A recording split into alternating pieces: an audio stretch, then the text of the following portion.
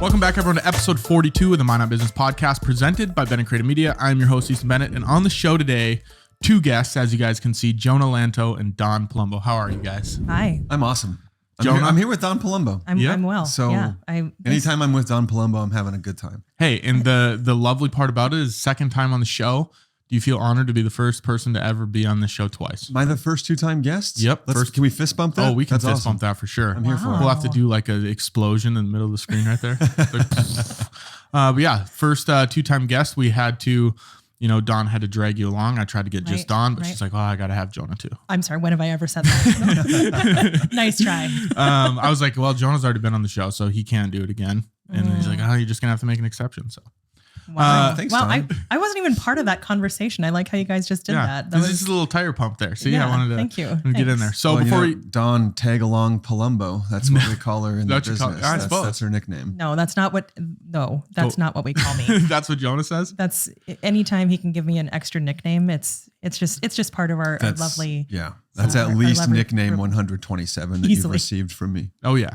So before we get into the questions, we'd love if you guys would rate and review the show. It helps it get out there to new audiences. And so if you haven't done that already, please do that. But let's get right into the questions. We'll throw you guys into the fire here. What do you guys do? Obviously, I know what you do, but for the people that are listening, the very slim majority that might not know what you guys do. Yeah. So we have, if not one of the most successful podcasts to come out of, present company excluded, no offense there, to come out of North Dakota. But it's because we do true crime. So we have a very successful true crime podcast. Yeah. So we are the hosts of Midwest Murder. We also have Midwest Memoirs that captures people's memories, tells stories. So we're storytellers, we're writers, we're researchers. Personally, I do a lot of the production. Dawn does a lot of our media. So among being podcast hosts, we wear individually each many hats that help make Midwest Murder successful in a vast variety of ways. Yeah. And I'll definitely take the back seat to that because Midwest Murder. No, don't be sorry at all because Midwest Murder, my freaking dad listens to it. I don't even think my dad listens to my own show. So, okay, that's really cool. Yeah. Hey, thanks, Mr. Bennett. Give my kid an A. Yeah. So no, I'll totally take backseat on that. We're gonna go into both, so Midwest Murders and then Midwest Memoirs, because I know wow, it's a tongue twister. A lot of Midwest. There's a lot of Midwest. Midwest Memoirs is fairly recent compared to Midwest Murders, correct? Correct. Sure. Okay, cool. So let's go into kind of the background first. What is your guys' background? Did you guys go to school for media? I know we talked about this a little bit on your episode, Jonah, but I'm curious to hear your answer as well, Dawn. Dawn, jump in there. I did not go to school for media whatsoever at all. Okay. Not even a little bit. I just like to talk, and I was actually in sales. Is kind of where I kind of cut my teeth with people skills, and that's how it worked for me. And I had no idea that this is where I would end up in life, or that this would actually be my dream. When I got here, I was like, wow, this is pretty cool. Okay, I'm here. Yeah. I'm here for this. So it couldn't have been more surprising, I think, to anybody more than me, for sure. But I had a podcast with Jonah, or he produced our podcast. I had it with a friend of mine that 5 or 6 people listened to, and I realized how cool that was. Oh, and then I wasn't quite done with it. And that's where we. So what was that original podcast? It was called After the First Glass. Okay. Gotcha. Yeah. Podcast, Facebook live show. We would get drunk on wine. And talk about life. It was like the Seinfeld in the Midwest. Oh yeah. Right. It was a show about nothing. It was like, what do we feel like talking about today? Oh, okay, cool. We'll do that. Yeah. So then how did that connection social happen? Commentary. How did she find you? Dawn found me through Eric somehow. I was producing Good Talk Minot. I was open to producing podcasts for other people. Eric Hansen found me and was like, hey, would you be interested in doing this? And I said, hey, I was looking for more ways to create content to hone my skill set. I did not go to school for this. So I was constantly seeking ways to create, to produce, to be on air, to put content out there. And they found me through After the First Glass when I was still producing podcasts in my basement. Once that kind of ran its course, I was moving up into the new studio. I moved out of the basement. After the First Glass came there for a couple of seasons. When that ran its course, Dawn really wanted to continue creating content, and she thought a true crime podcast. She had a passion for that. She has a background in law enforcement, that she has a history there, and she was a little true crime obsessed. I wasn't as much, but I knew I was a storyteller, and I kind of I was like, yeah, I don't know, Dawn. I don't think that's my lane. I didn't really want to do it at first. I didn't shut it down, but I was also in that transitionary spot where I was moving into the studio. And when I got in studio, I had CJ Wynn on CJ Wynn, author. She wrote the book Wilder Intentions. She was great. She lit the spark, the interest. I read her book. I had her as a guest on the show, and I was like, holy crap, maybe I can do true crime. So I called up Dawn. I was like, hey, you still want to do this true crime thing? Right. And Dawn was like, I insert expletive. Yeah. Yeah. I was like, heck yeah. Except that's not what I said. it was a 4-letter word, but yeah. Freaking heck yeah. Yeah, absolutely. That's what it was. Hey, we could swear on the show. Yeah. We could say crap and heck. Yeah. So, and from that, Midwest Murder was kind of born. We had a meeting about it, met at PSB here in town, jammed on it for like a couple of hours, created an outline. And I think within 2 months, a month or 2 months after that, we recorded the first episode. First episode. Yeah. It took us 3 times to get through our first episode. But The first one's always a little bit difficult. And I want to kind of go into first a little bit. So your first time going into the media world, because a lot of people say they want to create content, say, whether it's podcast, YouTube channel, TikTok videos, whatever it is. What were your thoughts? The first time you were on camera, you were this personality and you went into it. Were you guys nervous? Were you scared? Were you trying to figure things out? For me, I was definitely trying to figure things out. I didn't have mic skills. I didn't have much of anything. Jonah is probably being very kind by not saying much here. But we showed up into the basement. And when Eric found Jonah, I'm just an idea guy. I was like, hey, we should do a podcast because we had really good conversations. Yeah. And Eric found him. I had no idea. I had no idea what I was doing. And so I think it's one of those things that you just find yourself where you're supposed to be. Right. And for me, it was very much trial by fire. Okay. Yeah. You're thrown to the wolves. Mm-hmm. Dawn and I met in like 2018. We don't have a long history, although in the time that we've spent together and how far we've come together and the things that we've worked on, it certainly feels more substantial than the time that has passed since we've met. Yeah. And if I may sound cliche, I think our family is our family. Like we spend, him and I spend so much time on the road together. I mean, you don't have a lot of secrets with a person, Yeah. when you're on the road as much as we are. And so in our short of time, it's amazing what like, I'll see you for the 2 hours of the show. I don't want to see the rest of the trip. That doesn't happen actually. With Midwest Murder in that first episode, I was confident in my experience as a producer, as a voice, but I had never told a story in that fashion before, written a script for a story. And so there was nerves going into that first episode. And we knew we wanted certain things, and I think if you listen to a lot of the earlier episodes of Midwest Murder, I feel that rawness as we were learning our way through it is more present, and I feel that we have found a more comfortable balance between our voices in the show as time has gone on. So definitely nervous in that first Midwest Murder episode. Heck, it's why I didn't want to be the first episode. I was like, Dawn, I want you to be the first episode. Okay. Because of course, for anybody who might be listening to this who hasn't heard Midwest Murder, in each episode, either Dawn or I tells the story. So one or the other of us is the storyteller. The other person does not know what the story will be about. And that was a decision we made early on about how this podcast would rotate hosts. And I think it gives us a really unique personality because we don't tell stories in the same way. We don't react in the same way. And whatever you see from us in these episodes is an organic reaction. So did you start that from the beginning then? You kind of made that decision before you even started episode 1? Absolutely. Yep, that was part of our part of the plan. pregame. Absolutely. Yeah. Cool. Yeah, so, sorry, go ahead. No, I was just going to say, as far as nerves go, I think it took us, like Jonah said, it took us a few episodes, maybe even a handful of episodes to kind of find our voice a little bit differently than what we had done in the past, because it was very different for both of us, even though I'm true crime obsessed. I mean, I'm a suburban mom who drinks wine. Of course I like true crime, right? Yeah. So it's just one of those things that I didn't expect, to do that. So it took us a little while to find our voice, but we did. And now it's just so comfort. Like it's just at a different comfort level that. And I felt the same way, because when I started my podcast, I mean, those first couple episodes were, you were one of the first couple episodes. I think you were maybe 2 or 3 or 4 in there. Absolutely. And it feels a little rinky dinky. Like you're still trying to figure out how to weave in the conversation of like, when do you talk? When do I talk? When do I ask another question? When do I move on? So going through those first couple episodes does help you get through, those hurdles. For sure. Agreed. So Midwest Murder, the name then. Was it always Midwest Murder? Did you guys spitball any other names, or how did that come about? I don't remember what other names we said. It really felt like it landed there quite easily. Yeah, We knew that we wanted to hone in somewhere. We had this Midwest angle. We were starting in North Dakota, but we sort of knew that we wanted to do more than just North Dakota. So I don't even remember any other names coming out. Mm-mm. Yeah. Well, we just landed on that, and murder helps. So, right. right. Although I will say that it does mess up sometimes my emails. Okay. Yeah. Because it's, murder is actually in the thing, but it's, Midwest Murder Pod. Right. And sometimes, depending on who you're emailing, they don't the like subject line, just Midwest murder. They're like, whoa, who died? Or they're just like, why, no, we're not doing this at all. Okay. So, I'm always curious about where names come from. If people go through a lot of iterations or if it kind of just sticks. Have you found that there's like this weird cult of like the younger demographic of females that are like my age that love true crime for some reason? Because I feel like everyone I talk to, they're like, yeah, I fall asleep listening to true crime. I'm like, you sleep with a knife under your pillow too, or like?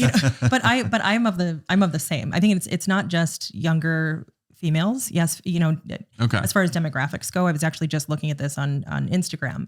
14% of our followers on Instagram are male. The rest are female. Yeah. So 14%, which that was actually higher than I expected. I was like, oh wow. But I mean, I've been falling asleep to true crime for decades at this point. Forensic Files, like way back in the day. Heck yeah. Yeah. And but if you make me watch some sort of paranormal show, no, really? I won't sleep. But true crime, it's like I'm at home. I think it gets them early. I just found out a couple of weeks back, my daughter, she's an 8th grader. She's been watching Criminal Minds. I'm like, what? It does find them early. She's like, yeah, it's really interesting. I'm like, okay. I know I had one of my. It gets them early. It does. My daughter's classmate.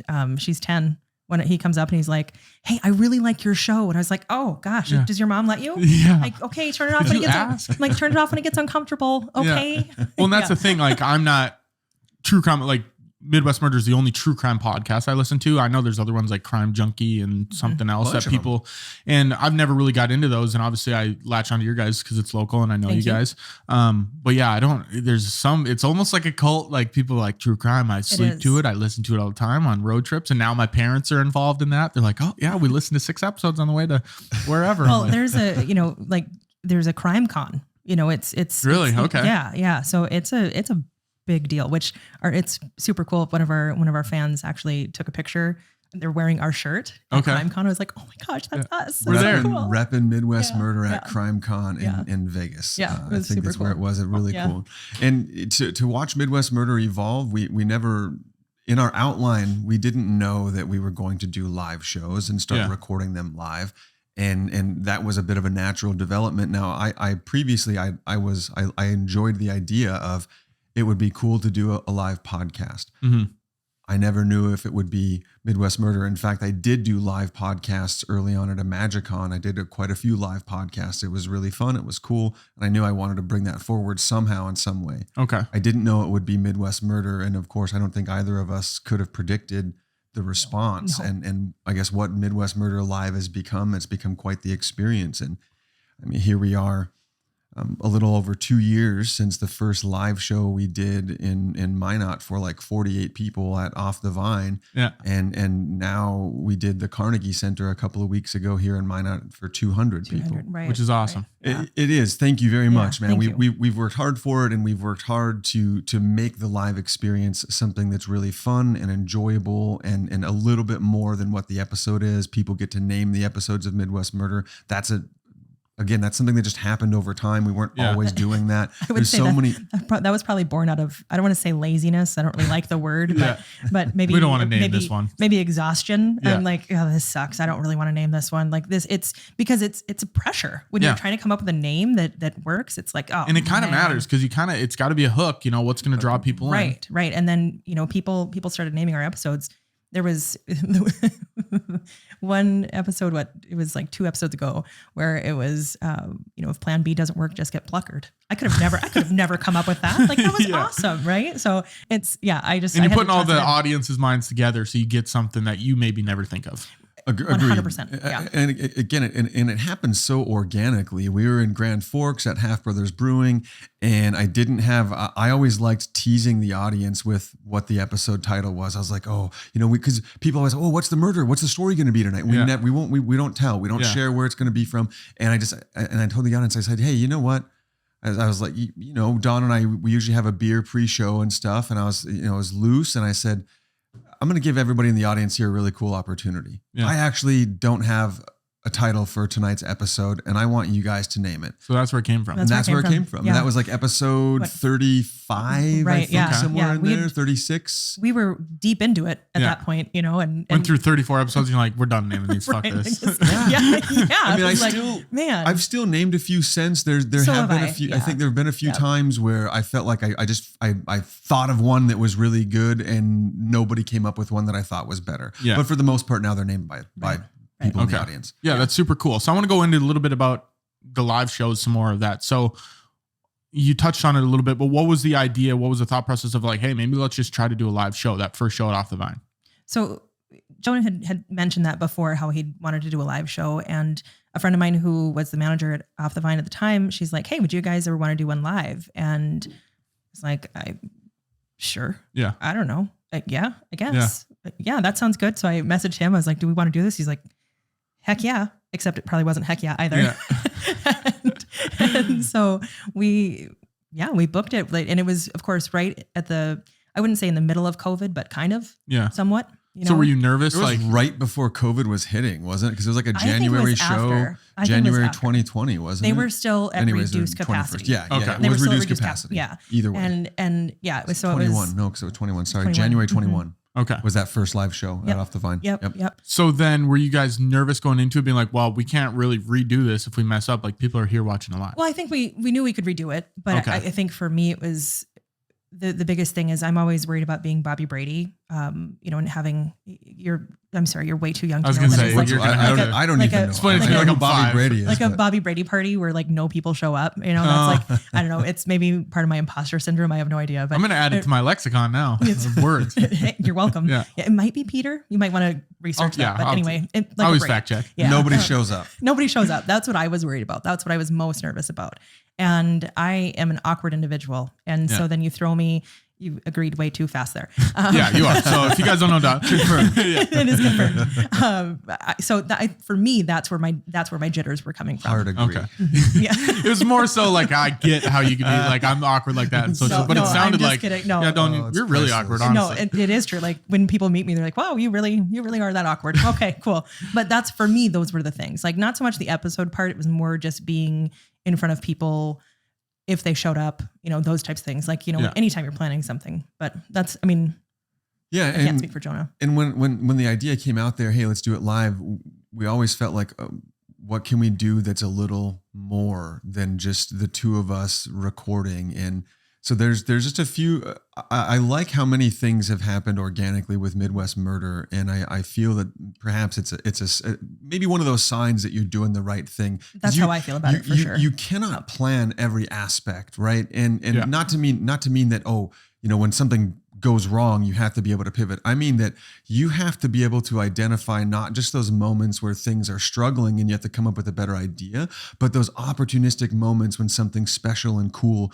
and neat is happening, and you hold on to that. Yeah. And you've been to a live show. One of our pre-show announcements, we humbly and politely ask each and every one of you to keep your table talk to non-existent. And now the crowd says it with us. Oh, really? Yeah. Like that wasn't built in. It was just some stuff that I said one time before. Like we wanted to politely communicate everyone, hey, on this recording, STFU, okay? Right. And we wanted to do it in a Midwest nice way. And that's just how it came out. Keep it to non-existent, right? Yeah. And so that's one of the little rituals of a Midwest Murder. And then the Q&A. So going back to the live, I was like, okay, well, I guess we could just do this. We could just host a question and answer and hang out with the audience. And that's the show. And if the crowd has a bunch of good questions, then it goes longer. And if sometimes it's shorter, so maybe in Minot, where a lot of people have been to the show more times, either way, we are there at the disposal of everybody in the audience to engage with, to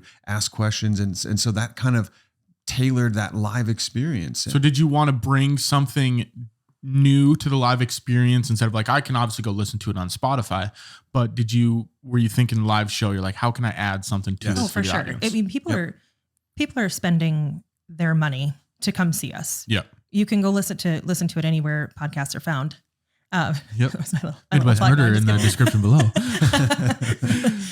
Check it out in the show notes. Yeah. No, I'm just kidding. But yeah, people are spending their money, and that's not lost on us. They're spending their money to come see us. Like that is a very, very cool thing. And so, yeah, you should get a little something extra. You should be able to not just hear the same thing. You know, like I could do this on my couch at home. Right. Yeah. Right. Absolutely. Yeah. So talking a little bit about the money side of things, how is it that you guys are now actually like making money from something that you enjoy doing? Is that a weird phenomenon that you're just like, wow, we're making money from this and we really started it just because we wanted to do it? I still feel like on a Tuesday, like today, if I were to go home and lay on my couch, I'd feel really guilty. Yeah. And like I'm waiting for a work call at any time. Like I'm doing something wrong. Yeah. You know, like what did I mess up? Like when is my boss going to call me? I should be allowed to be here. Right. And so I'm adjusting, you know, but for me, it's still very, you know, pinch me. Like, is this really my life? Yeah. It's extremely rewarding. I feel like with every project that I've been a part of from the beginning of my basement, I wanted it to be this massive home run. Everything I've ever worked on, I wanted it to be the best or very recognizable. And some of them were passion projects. Some of them were other people's ideas. I mean, I felt like I was pushing myself in as deep and as effectively as I could on everything I've worked on from podcasting.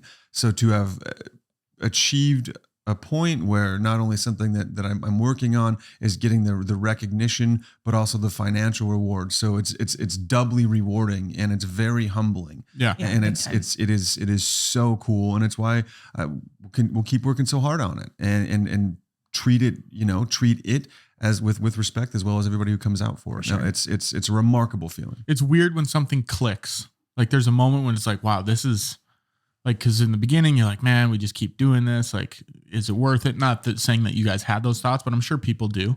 And then when something clicks, you're like, wow, okay, now things are starting to go. It's almost like that compound growth. Is that what it is? That compound growth where it starts out super small and then skyrockets. Setting some goals and pushing through those is very important, in the consistency and knowing. And Dawn and I, when we planned, we knew we wanted to do it's every 2 weeks. There's got to be a new episode, no matter what's happening. That we with the exception of like a tech issue one time and something else came up.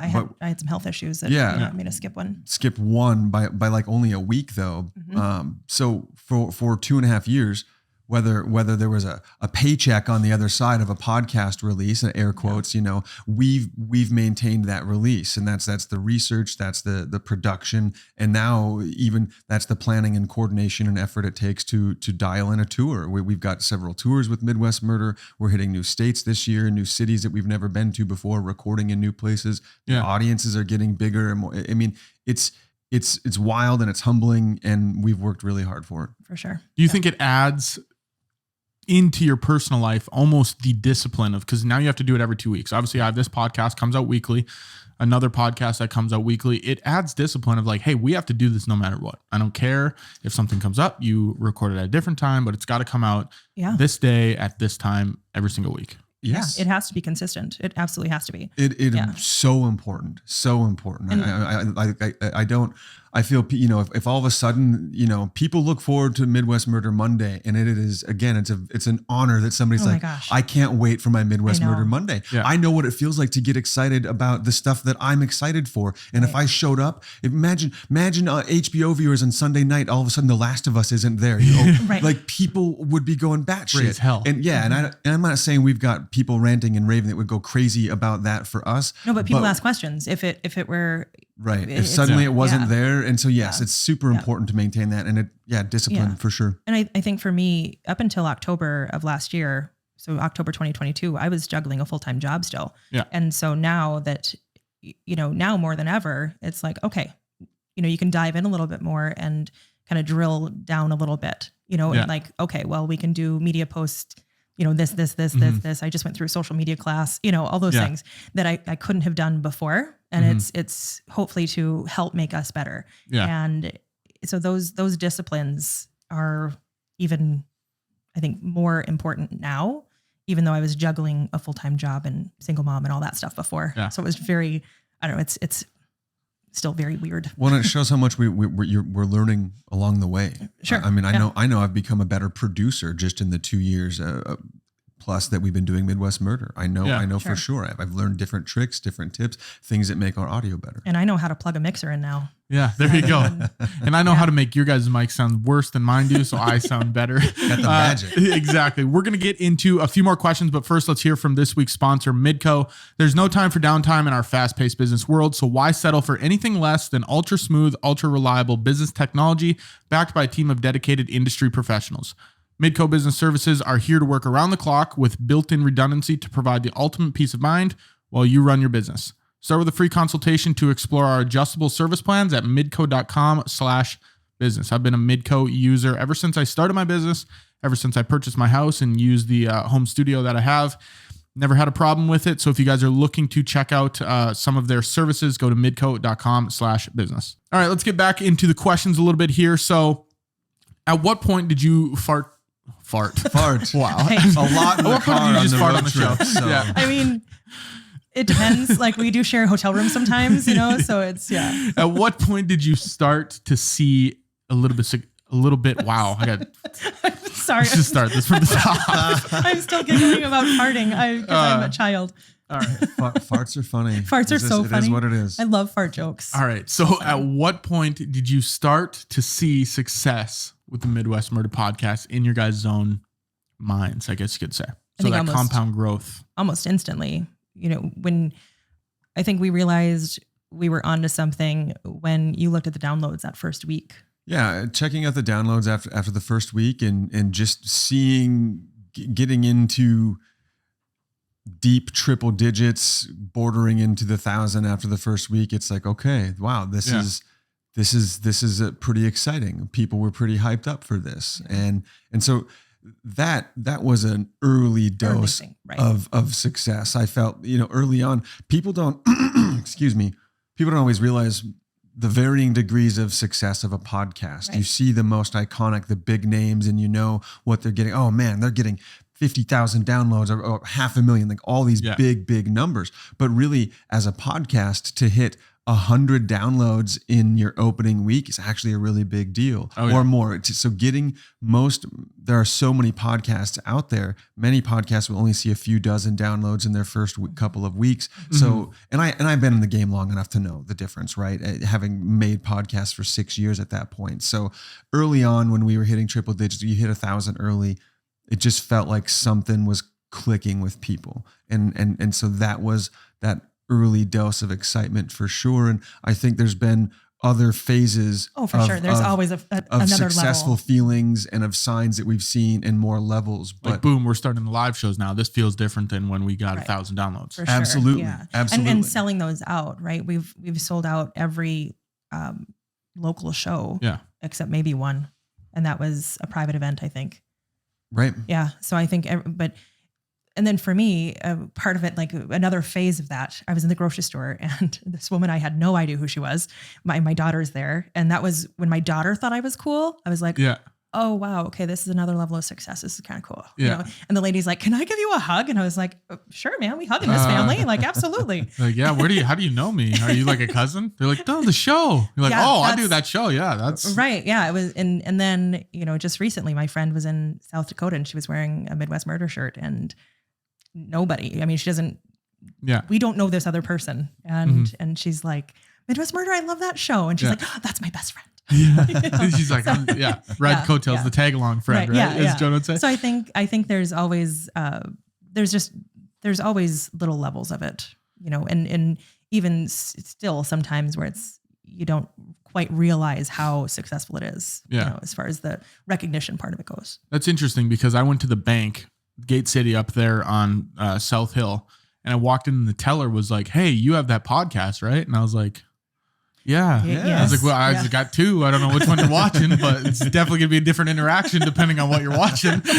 But he's like, oh, cool. And then, cause he's like, oh, you're Easton. And I was like, okay, well, I don't know who this guy is. I bank here. So yeah, cool. Yeah. I was like, are you looking at my account right now? But no, it's kind of cool when people start to know and then you get messages. I'm sure you guys get a ton of messages that come in like, oh my gosh, we love the show. Yeah, we do. It's really cool. We appreciate every single one of them. It's a big reason why we started reading the reviews after a little while, and just we're always hoping to find different ways to give back. We've partnered with various nonprofits in different cities to help give back. So part of that success and doing the things is just finding the small meaningful things that we can do that also make a difference in the communities that we're in. And so, yeah, it's always a lot of different barometers for success. So that was for me to be in a position to help out and give awareness or even money to some of these nonprofit organizations that we care about. That's a level of success that feels really good. And I think with that, kind of to expand upon that a little bit too, it's organizations that kind of bring victim awareness, right? We're not just out to make $1 off of someone's tragedy. That's not what it's about. And I know that, some people do feel that way, that true crime is, this new obsession. It's not that new, but they think that it's not new at all. Right. They think that podcasts are new. True right? Different way of telling the story. Not so much. Yeah, and it's not about that. It's about raising victim awareness, giving back to those organizations that do help those things. It's huge, and it's something we both feel very passionately about. Instead of we're just going to make a bunch of money off of all these murders that keep happening. Right. Okay. Right. Gotcha. So, for the show, we do like to add some actionable advice or give advice to people that maybe want to get started into whatever the show is about. So if you had to, maybe it's a college student or high school student that's thinking about getting into the media world, whether it be podcasts or YouTube, whatever it is, how can they start on that path of success to where Midwest Murder's gotten? I think just do it. Just do it. Don't question yourself. Just do it. I think that's always the first step. Yeah. There's technical stuff, and I know that he's going to hop in there, but for me, it's just do it. Take the leap and do it. And if it fails, it's not failing. If it doesn't go as you're planning, it's not failing. Correct your course a little bit. That's for me. Yeah. Don't be paralyzed by inaction. It starts with a little bit of research. It starts with setting some goals. So if you want to make a podcast, there's some easy things. What am I knowledgeable about? Right. Yeah. If you just, you want to start a podcast, you don't know what it's about yet. Go down a list. What are things I'm passionate and or knowledgeable about? Am I simply a good conversationalist, or am I a better question asker? Right. Yeah. So ask some questions about yourself first, and what you want to do, and then set some goals. Okay, what's step one? All right, I've identified I love Star Wars. I'm going to do a Star Wars podcast. Right, that's your angle. What's next? Okay, what do you need for equipment? What's your budget? What is the production skills? Learn how to use Audacity or something similar. There's freeware out there, and there's a lot of really easy tutorials that will get you through those early steps.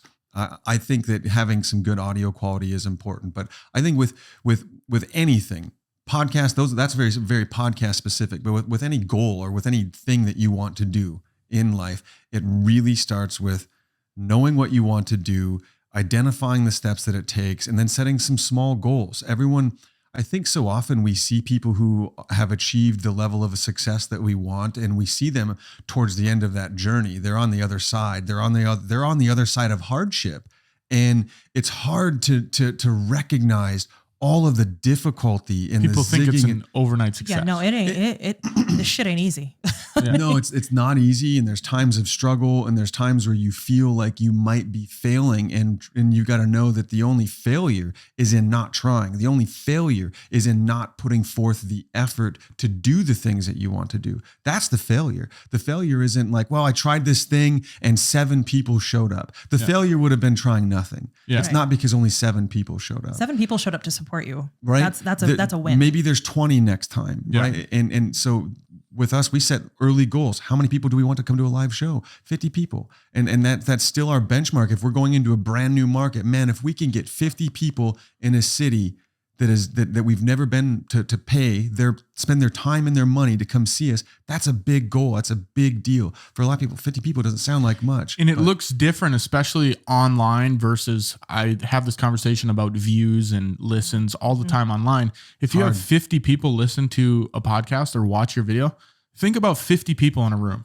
Like that's kind of a lot of people it's a lot that of are people. seeing whatever you're putting out there. Especially for the duration, right? The duration of that. That's an investment of, again, time, money, dollars. They're there for the whole thing. They're at a Midwest Murder show. It's not, we didn't pay $15 and a band is playing in the background while we're BSing with each other. Right. Yeah. It's a captive audience thing. So that the best piece of advice: set small, attainable, achievable goals. Identify them. If you don't know what they are, sit down and brainstorm with some people. Get your best people around you who can help you come up with, well, what is this? And you got to do it. So how do you feel about the phenomenon? I'm using that word a lot today. I'm going to stop. Really? I feel like that's the first time I've heard it today. So I think I said it one other time. And I think I dropped an N on the last time I used it. But about niche podcasts. So if someone wants to start a podcast on, the Spanish Armada, whatever it is, do you think that there are avenues, like if someone really knows a lot about something, that they can make it successful? absolutely. I think if you're authentic to yourself, and again, if 100 people are listening to it, maybe those 100 people are your people. Yeah. Those maybe 100 people are really, really interested in, fencing. Yeah. Or, the like Spanish the poke, Armada. like the poke kind, or like the build kind? Like a building a fence. Yeah. Okay. Or either, right? Yeah, I mean, if just be authentic to yourself. Who cares what other people think? Well, there are varying measures of success, right? So what's your measure for success here? Do you want to earn a paycheck and be able to pay your bills off of a niche podcast? Yeah. Or are you aiming to develop a niche podcast that brings more awareness to your business or a greater organization? Mm-hmm. Can you find, if you're a producer and you're somebody with that kind of knowledge, is there an existing organization that would benefit from that kind of podcast that you can pitch this to as a production? Yeah. Right. So it depends. What is your goal with that podcast and what is your measure of success? I would need to know that, right? Mm-hmm. Is it financial success? Because any podcast can be successful depending on what it is that you want to do. Determine success and as. the more that podcasts are becoming central to the way that we digest information, there are more organizations out there, media outlets that are looking for capable storytellers and podcast producers. So if you don't have to do these things individually. You could come up with pitches. If you've got 5 ideas for brilliant podcasts, come up with the pitches, drop the baseline and outline for your research, and start pitching that to New York Times, to NPR, or to other smaller organizations that are conglomerating and producing more podcasts. That stuff is out there. Podcast producers are getting paid 6 figures in places. And I think you just have to be a go-getter too. You do. Can you tell that Jonah is more the technical guy and I'm just the dreamer? I'm like, hey, you need both just, though. Just do it. It's fine. You'll figure it out. Too. And he's just more, and I think goals are dumb. I hate goals. I personally. Why? Because it's just one way that I can set myself up for failure. Yeah. Because then if you miss them, then if I miss it, then I'm like, I'm a horrible human. Right. Oh, and that's obscene. No, it's actually not obscene. I haven't told him this yet, but there's a book that I'm going to buy him for his birthday. And so it's like I think it's like a, telling you right now. I think goals are dumb, but that's the book title. Goals are dumb. Goals are dumb within reason. Reason. I mean, yeah. Have you seen? There's I don't know if it's a study or it's this movement that you set a goal and then you multiply it by 10 and then that's your goal. So if I say, hey, I want to buy a house in 2023, my goal is now I have to buy 10 houses this year. So then your actions are you're trying to buy 10 houses because that's your goal. So you're going to do a lot more to hit that goal than you are to just hit one. So if I say, hey, I want to get 1,000 YouTube subscribers, okay, let's make it 10,000 YouTube subscribers, because your actions are going to change a whole lot more if you're trying to get 10,000 YouTube subscribers based on getting 1,000. Because sometimes, if you shoot for 10,000, you might fall at 2,500. But if you shoot for 1,000, that's really your goal. You might hit 400 and then you fall into where you're like, wow, this sucked. I'm a failure. I'm ambitious. So when I say that I think goals are dumb, it doesn't mean that I'm lazy and not ambitious. I am. Mm-hmm. I'm very ambitious, and I there are things I want to do, which I guess some people could say that they're goals, but I'm not going to call it a goal because it just feels too big. But what you just said is, I don't think with that side of my brain. I don't. I try to, because if I say, if, let's say there's a revenue goal, if I want to make $1 million this year, or then, or I want to make $200,000, and it's like, well, let's make $1 million. Then you might get 250, you might get 300. You know what I mean? if anybody is wanting to go into business and then they watch this, they're like, hey, maybe they want to be business partners. They're going to hear me talk and they're like, not her. They're like, whatever, not her. Wow, she's a dummy. Do you guys come as a package deal? We need the dreamer aspect, but we really need Jonah. Yeah.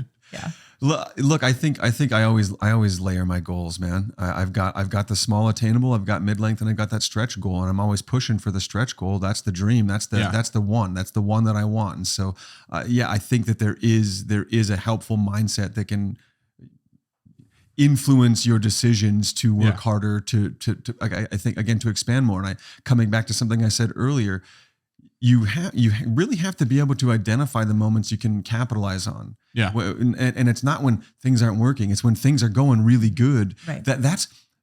I feel like sometimes these conversations about business focus so much, well, what do you do when things are going bad? Yeah. And what do you do when you're failing? And what do you do when this? But what do you do when things are good? What do you do when things are good to make them better? I literally was getting to the point like, okay, all these things are lining up for us. And what do we do? What do we do? It always, how do we keep it going? How do we keep it going? And you just got to keep doing what you're doing. There is nothing to do. There's nothing more to do. Mm-hmm. But those are interesting and unique moments. And some of the goal setting, I think, comes through in that. We knew before, hey, we want to do 50 live shows this year. Yeah. Or we want to, our goals, we want to get into 3 or 4 new states this year, right? We had these things that we could put out there that we wanted to achieve in our efforts through Midwest Murder, and knowing that you're pushing towards those, then you're doing what you're supposed to be doing. Have you seen the article, 1,000 True Fans? No. Mm-mm. So basically goes over 1,000 true fans. If you can get 1,000 true fans that are your loyal, they'll buy anything you put out. They'll buy a t-shirt, they'll buy a CD, whatever it is. And you get 1,000 of them and they just pay you $100 a year, whatever it is. Maybe it's 2 shows and a t-shirt, 2 show or 3 shows, whatever it is, that's $100,000 a year. And then, because that's intense. Okay. Then perhaps I should be more goal oriented, because people think, this is how hard is it to make money doing your own thing? Well, it's like, just get 1,000 true fans. Now that's easier said than done. But if you break it down like that, if you get 1,000 people that can pay you $100 a year, boom, that's $100K right there. Wow. And I'll send you guys the article after this, but I'm just hearing that now. I'm thinking, if you can share it with me too, and because clearly he doesn't communicate. I'll throw it through the chain of command. 2 tickets to any Midwest Murder show that's announced and a t-shirt, $100 right now today. Boom. Wow. There you go. That's fascinating. I feel like I got it. Yeah. We got to get rid of the show. Well, time to be done here. You got a lot of questions over there, Easton? But I saw that because you see a lot of creators and, starving artists, they call them, where it's like they can't figure out the whole business side of things. You might be really good at photos or videos or whatever it is. But I think that's because those of us, we don't think with that side of our brain. Yeah. And that I certainly don't. I just want to do what I love and make friends. That's all I want. And if somebody can just pay me for that, that's great. Yeah. That's not sustainable. And I'm aware of that. I get that. Yeah. But I don't know. I just spent so long in the business world and the corporate world. And I'm like, this sucks. I don't want to do this anymore. Because I believe people think, if I'm going to make money on YouTube, I got to have 500,000 subscribers. So like, no, you just need 1,000 true fans. You need 1,000 true fans. You might have, 5,000 subscribers, but if those 5,000 subscribers will freaking go to war for you, right? You can easily make a living off of that. It's a big deal. That's a fascinating concept, actually. Yeah. I mean, and it's really not that hard. Like, I'm not saying getting there, but it's easier to digest. Right. It makes more sense, especially for apparently simple-minded folk like me. We'll give you the battle plan. We'll slide it over to you and be like, all right, tackle it. So I want to pivot a little bit now into Midwest Memoir. That's your guys' new offering, or whatever you want to call it. What is that for the people that don't know? I have a general idea, but this is where I'm going to get emotional, Jonah. Go for it. I'm going? Yeah. So Midwest Memoirs, it's essentially a professional interview service in which we take your family member, your loved one, or whoever our guest is, and it's like a guided spoken memory. We take them through from your earliest days all the way into the sunset chapters of life. So what we're trying to do here is to help you capture the voice of your loved ones, and so that you have that forever for your family to carry forward for generations. Really, it's a thing that started with my grandma a few years back. I love my grandma so much, and she has so many amazing stories that I've been hearing my whole life. She's from another era. My grandma's 83, 84 now, a whole other time. And I wanted to make sure that we had grandma's stories forever. And I have a podcast studio. So I just decided to invite grandma into the studio and treat her like the most important guest I've ever had in my studio, and allow her to chronologically tell the story of her life from her earliest memories forward. And of course I knew what many of these are, but there's a lot of organic things that occurred through that. And so I wanted that. And I captured that for my grandma Helen, and I just got that saved. And that was just a very personal thing that I wanted to do for my own family.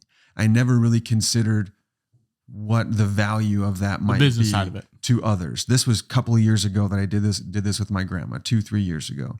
And, maybe I felt, again, maybe there's something here that other people would find relevant or important, but I never really considered much of it.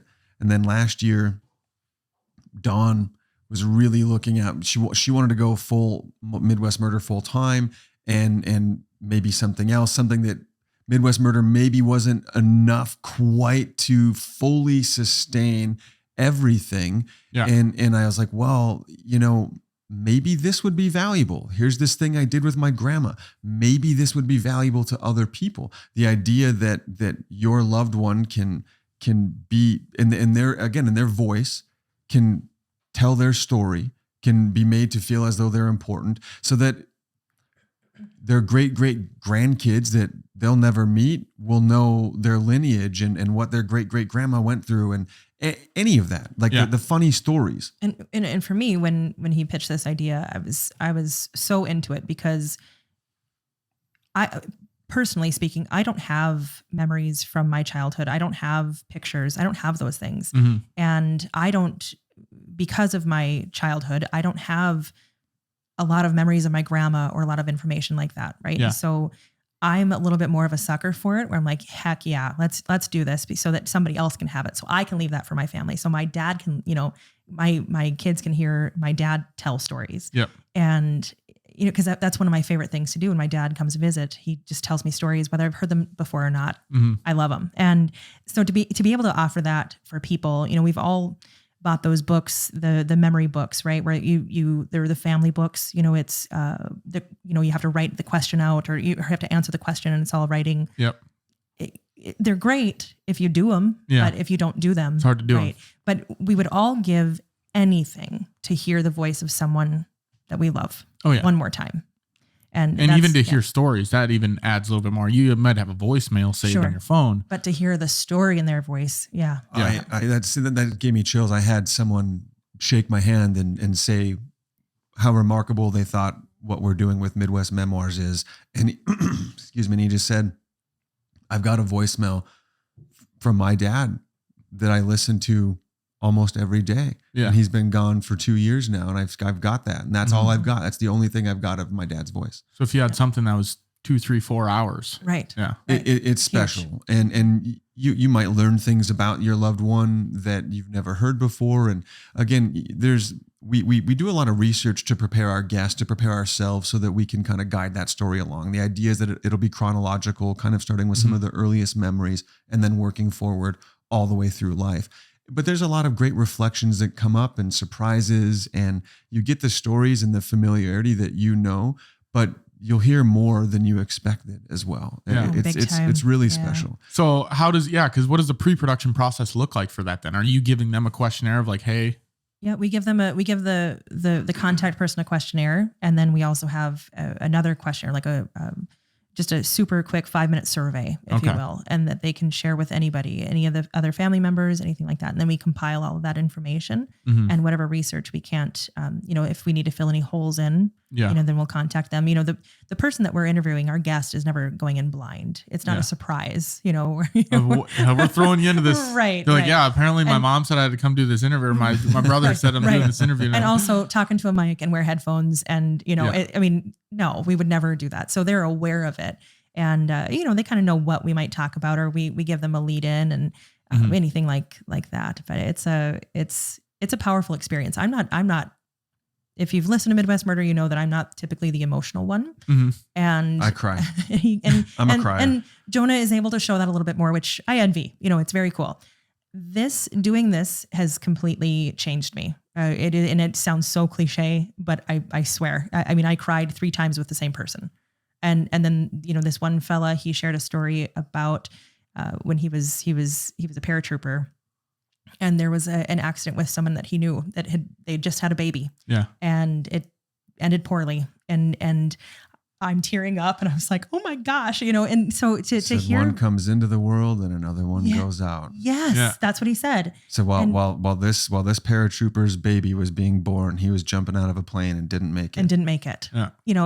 So first of all, to be trusted with those stories is such an honor.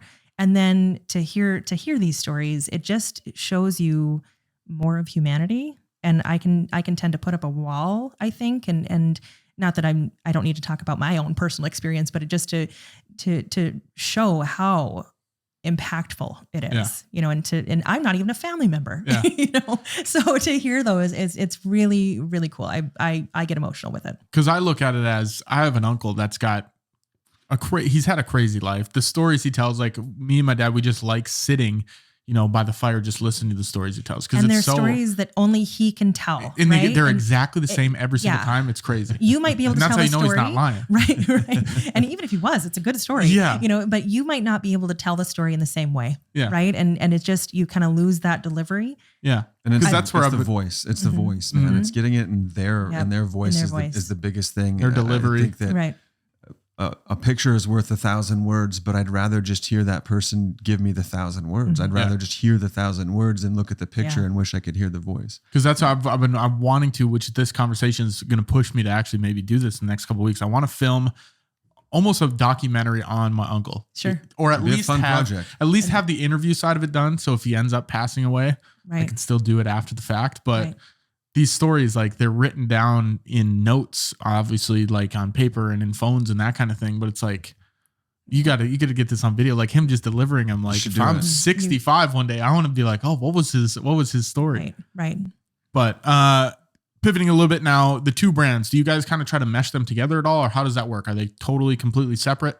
They're under the same umbrella. Yeah. But completely separate. One doesn't lead into the other by any means. Yeah, and to be clear, with Midwest Memoirs, that's a professional service that someone is hiring us for. It's not a podcast that we're syndicating and sharing, right? So the production, of course, is relatable between the two, but it's a professional podcast quality, but not released. Yeah, absolutely. Yeah, that's delivered to the family. Delivered to the family. Now, if the family wants to put that out there for the world, by all means, you have the power to do that. But that's something that we do for a family that is there. So, but I think it is nice having an established brand like Midwest Murder. Of course, Midwest Memoirs can benefit from that. So we do plug in Memoirs as a sponsor of Midwest Murder to give some more recognition to that brand. So I think that the two can certainly, there's some circular sharing there. Yeah. But they are separate business entities. So under the same umbrella. Yeah. Right? So if you guys are Midwest Murder, maybe it's not your thing, but you want to share a story, they can help you out on that end too. Are there ever other avenues you guys are looking to explore? Is Memoirs the last of the Midwest, brands per se? Absolutely not. There's no way. Is there anything you want to tease? I don't think there's anything specific to tease right now, but we're always working on new and cool ideas, and we're open. I'm very open as a creator, as a producer, on unique partnerships and ways in which I can functionally use my studio and my talents. So there's always creative possibilities. So well, and I think for me personally, going kind of on the Midwest Murder side of things, we only cover stories and cases that have an ending. Yeah. Right. And there are so many cases out there that are not solved. And like open case files. Cases. Yep. And cold cases, those types of things. So there is a part of me that would really like to branch out into that. What that looks like and everything. We have no idea, but I know that that's definitely something, we would both like to figure out how to do. Talking about long-term goals, I know we talked about a little bit with the Midwest Murders, Midwest Memoirs. Is there anything that you guys are looking to achieve within the next 5-10 years? Where do you want this to get, both brands? We just talked about goals, Easton. I don't want to talk about it, but I'm just kidding. I'm kidding. I'm sorry, I'm not taking questions right now. I'm not doing this one. I I'm closed for questions. Yeah. I think it would be cool. Like Jonah and I, on one of our last trips, we talked about a documentary and how cool that would be. Honestly, the sky's the limit. I think it's just, I'm here for a good time. And to do those cool projects. Now that I've realized what my dream is, like, heck yeah, man. Yeah. Yeah. He's going to talk longer. Well, and it's fun to open that up too. Yeah. Big time goal. I would love to be just signed by a booking agent that books us for like 24 shows, massive tour across the country. That's certainly one of the long stretch goals. Getting Midwest Murder live in more places. We are in Fargo. We've got a really, really important show coming up at the Sanctuary Event Center. It's one of the more reputable and it's a sizable venue in Fargo. That's a level up from the Hall. We're working with Jade Presents. So I'd love to find maybe even a more, we love working with Jade, but like even a more like a spread through all the Midwest or right, further. If we have to find a couple more, to get us in places. Yeah. Getting Midwest Murder in more places is very important, and hopefully getting to bring our live experience to larger audiences. I think one of the big goals that we had is getting it to the Fargo Theater, working our way to a level where we're performing at the Fargo Theater. That's certainly a goal. 5 years down the road, Midwest Murder is a recognizable brand. We're a Dateline, right? We're producing maybe television and media content, maybe a Netflix series. Man, I'm open to anything, and I want to continue to push Midwest Murder further in levels of recognition that gets us out there. I want to be. I don't know. I'd love to be seen as amongst the big names in podcasting. I'd love for Midwest Murder to be the most recognized podcast from the Midwest. I want to get so famous from Midwest Murder that Joe Rogan is forced to have me on his podcast. Right? Like I'm putting off this Jonah guy. So, I did want to. If Drunk History was still being made, that was how I knew that would be my measure of success. Is if I could be on Drunk History. Yeah, I think. And I should say, Jonah is. I like want a level of I want a fan that loves Midwest Murder so much they get a tattoo. Okay, like I did of Star Wars, right? So I'm such a crazy weird fan of Star Wars. I'm tattoos. I'm just like, look I got your microphone. So people are getting George Lucas tattoos. They're gonna get Jonah Lantto tattoos. Please don't do that. But man, the microphone would be cool. So Jonah's like the Lorax. He speaks for me, and there's only like he speaks for the trees, but he speaks for me, and one of mine too. Good choice. Jonah's like the Lorax. Because what he said, it's just I'm just here, man. I know I'm kidding. Because those things would be so incredibly cool just to, and I think every time we hit a benchmark of success, it's like, wow, we can go further. We can go further. So the Lorax over here is putting it into words pretty well. Yeah. The most important thing is really just to maintain what we're doing. Yeah. If man, I don't know, if this is where it all ended and we just maintained this, I would coast, using that term loosely, through the end of my days, and I'd be relatively happy. But I think there's more. I think there's a little bit more. And I think there's this, I don't know, I want to keep working for that. Yeah. It's hard sometimes, like you want to keep pushing and you got to keep going. And there's always fear, man. Sometimes what if nobody likes us tomorrow? Right. Yeah. That, I think there's so much about what we do that is based on people liking what we do. It's not based on, we're not punching in somewhere tomorrow. If I have a bad day at work tomorrow or anything, I have PTO, I have sick leave. There's all these little backups and these little maybe safety nets and these guarantees with having a job where you're working for somebody else. And we do Midwest Murder and we do Midwest Memoirs. If somehow, I don't know, some way nobody liked Midwest Murder tomorrow, shit. Yeah. It would still be the coolest thing I've ever done in life. It would, aside from my kids, like they're great too, but remarkable. Like, it would be like Jonah said, if we just stayed here the rest of our lives. Okay, cool, man. That's a measure of success not a lot of people get to. And even if it ended tomorrow, you could look at that chapter of your life and be like, that was a goddamn blast. That was so smokes, cool. Can you believe we were on stage in front of 200 people? I know. This is going probably on the back page of my, Grandma Was Cool book. When I have grandkids, Grandma was, kind of a mid, pretty sweet. Yeah. So that's right. I'm so fortunate and so grateful where we are. 2 questions left for you guys. If you had to start from scratch tomorrow, what would you do? Change differently? What's something that you know now that you wish you knew from the beginning? Well, I certainly get the right equipment. Start everything. Start this project. Start life. What's the question? If we had to start over, you're not giving advice. If we had to start over from Midwest Murder. Midwest Murder. Yep. Start from scratch. And it doesn't have to be anything intricate. Just like one thing that you would have changed, that you wish you had in the beginning, or that you wish you knew. I wish I would have known more social media stuff. I'm not like, an 85-year-old lady with Facebook. Like that's not what I mean, but just the algorithms and kind of how the behind the scenes things work. But anything else, I think everything worked out the way it was supposed to. Yeah. It's all a learning thing. It's hard to look back and say there's anything I'd change when it all seems to be working pretty well. We had a good game plan. We mostly stuck to it. We re-recorded our first episode a few times.